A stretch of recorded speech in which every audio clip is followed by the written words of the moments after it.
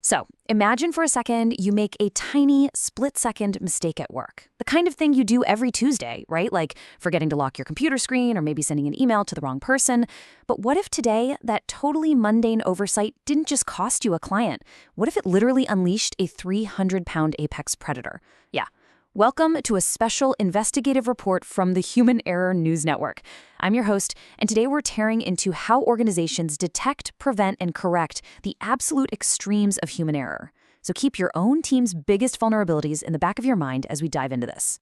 Now think about your own daily pain points. For you, a bad day at the office might mean, misplacing a flash drive. Frustrating? Sure. But we really need to shift our perspective here. What is the true cost of forgetting to secure a simple, everyday door? Well, in environments that manage dangerous, endangered species, a minor slip of human attention doesn't just mean a slap on the wrist, it instantly cascades into a catastrophic, life-or-death operational breakdown. Just a simple, forgotten latch. And suddenly, the stakes change completely. I mean, when you're staring down the primal realities of an endangered animal enclosure, you realize pretty quickly just how fragile our systems really are. Picture this. A 24-year-old, newly hired zookeeper finishes up their shift, walks out of a night house, and just forgets to lock one single latch. Within minutes, an apex predator is literally roaming the park. Visitors are scrambling in a panic, and the CEO is out there armed with a shotgun.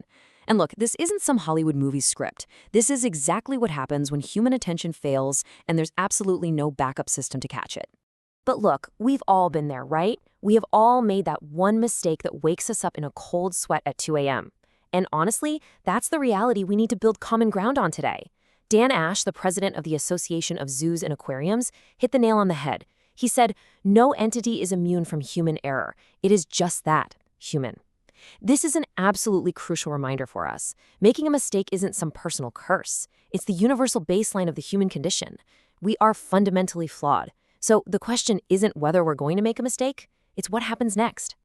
Okay, let's treat this like a real investigation. We're going to run a little A/B test of human error. We've got two identical human mistakes, a forgotten lock on an apex predator enclosure. But as you'll see, we get two wildly different outcomes. By putting these side by side, we establish our core investigative angle for this report.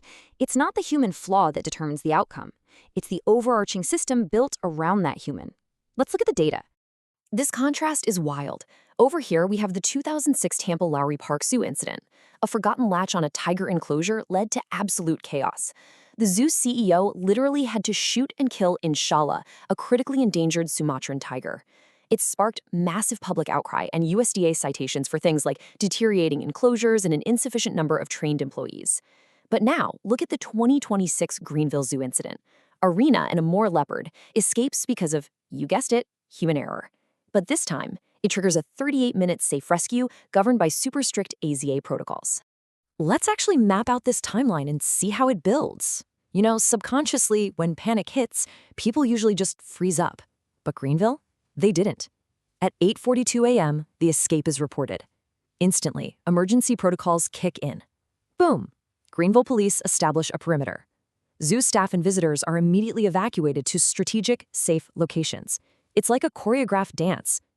By 9:20 a.m., emergency response teams have successfully tranquilized Arena and returned her to a secured den.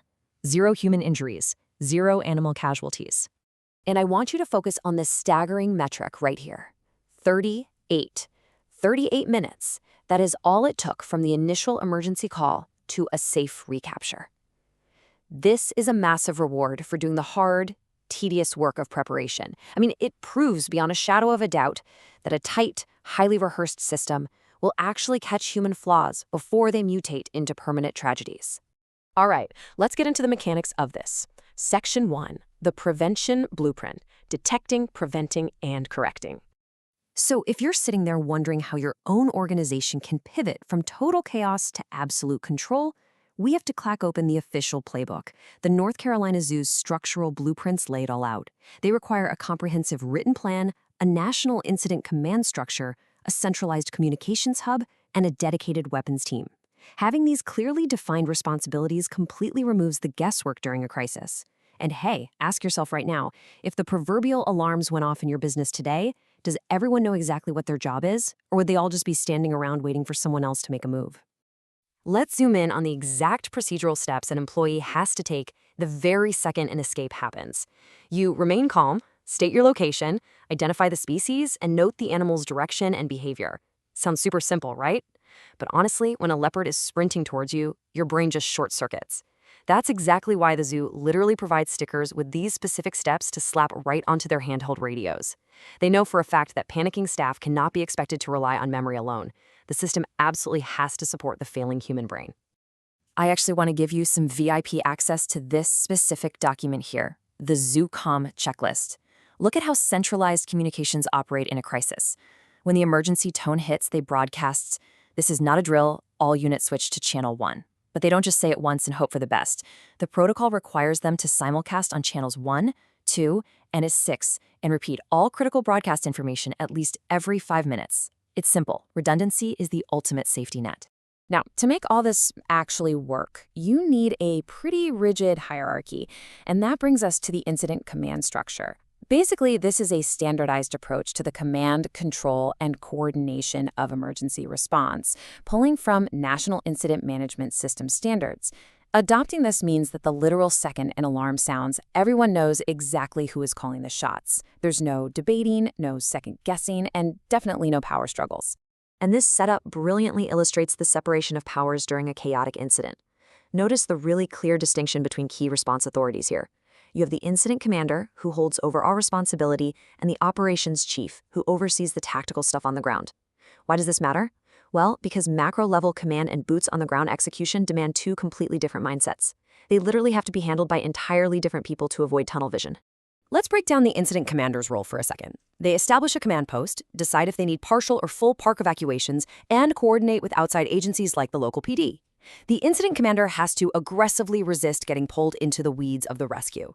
Think about it. If the commander is micromanaging which net to use, they aren't managing the PR crisis, and they definitely aren't ensuring the safety of the 500 guests trapped on the other side of the park. Now contrast that with the operations chief. This role is tasked with the aggressive, tactical realities on the ground. They're the ones mobilizing the weapons team, managing the vet staff, checking perimeter gate security, and actively developing the actual recapture plan. They are in the mud executing the strategy so the incident commander doesn't have to be. It's this perfect yin and yang of crisis management. But here is where we need to wake up and face a pretty chilling reality. The NC Zoo protocol explicitly states that no one can accurately predict animal behavior 100% of the time, period. So all approaches by a dangerous animal must be treated as an attack. A well-intentioned but untrained employee who tries to play the hero and catch the animal themselves, they'll only make the situation vastly worse and seriously risk their own life. Sometimes the absolute most vital part of an emergency protocol is telling people exactly what not to do. Because a plan just sitting on a shelf, it's entirely useless in a real panic. That's why the AZA mandates drills, and as you can see here, they have to be conducted at least twice annually. But check this out. They don't just run the same boring drill over and over. They explicitly require rotating the species involved and mixing up the staff roles to cover a bunch of varied scenarios. You have to stress test your team under different variables, because a real-world disaster is never going to look exactly like your practice run. We also have to pivot to environmental hazard prevention. According to the Zoo and Aquarium All Hazards Partnership Annex, you basically just have to assume human error is going to happen. So your physical environment must be armed with backups. Are there alarms on the habitats? Do you have readily available materials to quickly repair a damaged enclosure right there on site? When the human fails, and they will, the hardware and the environment are your absolute last lines of defense. Which leads us to Section 2, stress testing your enclosures. You know, every single business out there has an enclosure that houses its most dangerous risks. So, I challenge you to view your own organizational bottlenecks through this intense, fail-safe lens. Do you have a centralized communications plan? Do you have an incident commander calling the shots? Or is everyone just running around frantically trying to catch the tiger themselves? This has been a special report from the Human Error News Network. I'll leave you with this one question to chew on. If your strongest, most reliable employee makes their absolute weakest, most careless mistake tomorrow, is your system actually ready to catch them?